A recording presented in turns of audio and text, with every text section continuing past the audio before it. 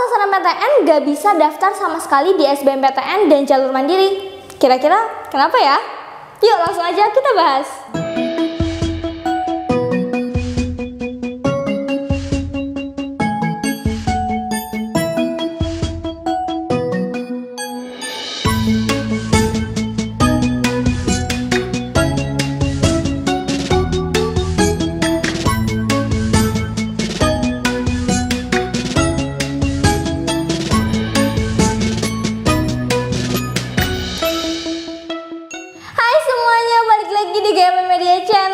Ayo, siapa yang udah penasaran nih? Ini pasti banyak banget dari kalian yang pengen tahu, Kak, bener gak sih kalau kita lolos SNMPTN gak bisa ikut jalur yang lain? Terus gimana, Kak, kalau misalnya kita nggak suka sama jurusannya, atau kita ternyata emang nggak mampu secara ekonominya gitu, karena kita nggak lolos ambil KIP kuliah atau beasiswa lainnya. Nah, kali ini aku langsung mau jelasin aja tentang prosedur gimana sih kalau kita lolos SNMPTN dan apakah bisa untuk ikut jalur yang lain atau enggak.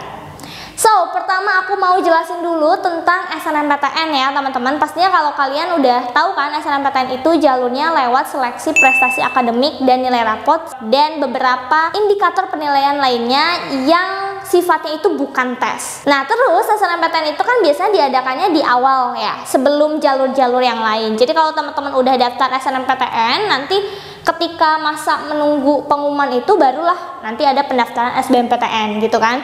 Di SNMPTN ini teman-teman tahun 2021 nih kemarin itu sebetulnya udah ada pernyataan resmi dari pihak LTMPT bahwa kalau teman-teman udah lolos di SNMPTN nggak bisa ikut SBMPTN ataupun jalur mandiri di beberapa PTN. Kenapa sih Kak kayak gitu? Jadi kan gini ya teman-teman, kalau SNMPTN itu kan sifatnya kemarin itu emang lumayan strict ya. Kalau teman-teman udah lolos, itu si akun LTMPT-nya nggak bisa lagi digunakan untuk jalur berikutnya. Karena akun LTMPT itu fungsinya satu untuk teman-teman seleksi SNMPTN, ya kan? Karena nanti kan ada masukin beberapa data gitu ya untuk SNMPTN. Terus yang kedua untuk SBMPTN. Jadi SBMPTN juga pakai akun yang sama ketika teman-teman daftar untuk SNMPTN. Buat teman-teman yang nanti masuk kuota eligible siswa di SNMPTN, itu kan nggak bisa langsung daftar SBMPTN ya. Teman-teman mungkin bisa tanya kalau ada kakak kelasnya sebelumnya, emang nggak bisa teman-teman, karena dia akan menggunakan akun yang sama gitu, loginnya tuh lewat username yang sama. Jadi kalau teman-teman udah daftar SNMPTN, nanti dia bakal ke pending dulu untuk nunggu hasil pengumuman di SNMPTN-nya. Kalau teman-teman udah pasti lolos, langsung ke blok untuk SBMPTN. Jadi teman-teman nggak bisa daftar lagi.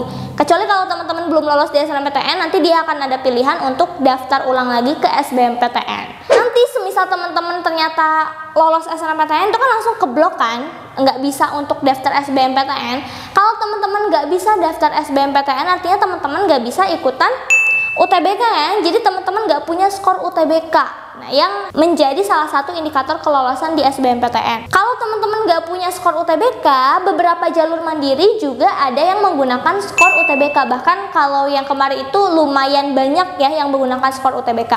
Artinya teman-teman juga nggak bisa ikut jalur mandiri yang menggunakan skor UTBK karena teman-teman nggak ikut ujiannya sama sekali dan nggak punya skornya. Jadi penting banget dari sekarang teman-teman mulai menstrategikan kira-kira teman-teman itu SNMPTN mau ambil jurusan apa sih, mau kuliahnya di mana sih? Karena penyebab SNMPTN gagal itu kan salah satunya karena teman-teman salah untuk mengurutkan prodi atau pilihan jurusan, dan kadang masih ada aja dari teman-teman tuh yang milihnya tuh ngasal. Misalnya nih teman-teman mau ambil satu jurusan di pilihan pertama, ternyata nggak lolosnya di pilihan kedua, dan pilihan keduanya itu teman-teman ngasal gitu, atau ya udahlah yang penting masuk, ternyata lolos, dan akhirnya teman-teman mikir, aduh kayaknya aku nggak mau ambil deh ini, aku mau SBMPTN aja.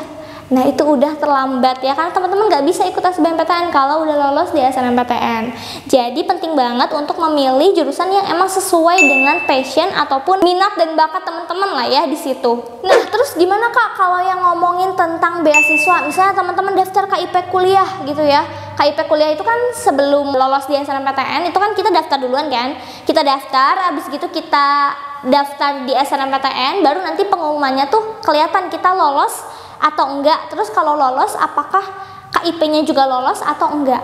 Misalnya ternyata teman-teman lolos nih di SNMPTN tapi KIP-nya itu nggak lolos, akhirnya teman-teman harus bayar dulu kan gitu ya, uang UKT-nya gitu ya. Kalau misalnya kejadiannya kayak gitu, teman-teman memang sangat disarankan untuk tetap mengambil ya SNMPTN-nya, karena mau gimana juga sayang gitu, ukurannya nggak akan berbeda baik teman-teman daftar KIP atau enggak. Cuman teman-teman harus tetap ingat, kalau emang teman-teman kesulitan masalah biaya, itu pasti KIP-nya bisa lolos ya, karena kan ada syarat-syaratnya kan, dan pasti mereka dari pihak penyeleksi KIP juga pasti melihat gitu teman-teman tuh kira-kira memang membutuhkan atau enggak. Atau teman-teman juga bisa ambil beasiswa lain setelah teman-teman masuk di kuliah. Nah ini mungkin teman-teman agak takut gitu ya, atau khawatir gimana nih kalau misalnya aku nggak bisa bayar sama sekali.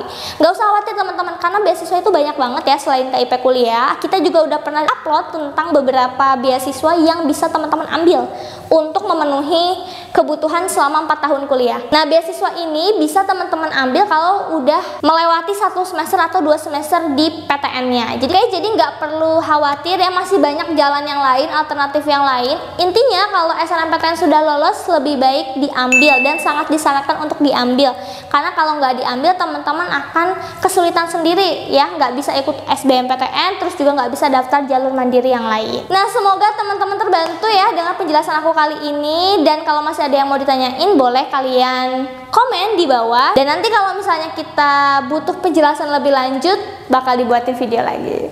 So see you on the next video, sampai jumpa lagi, dah.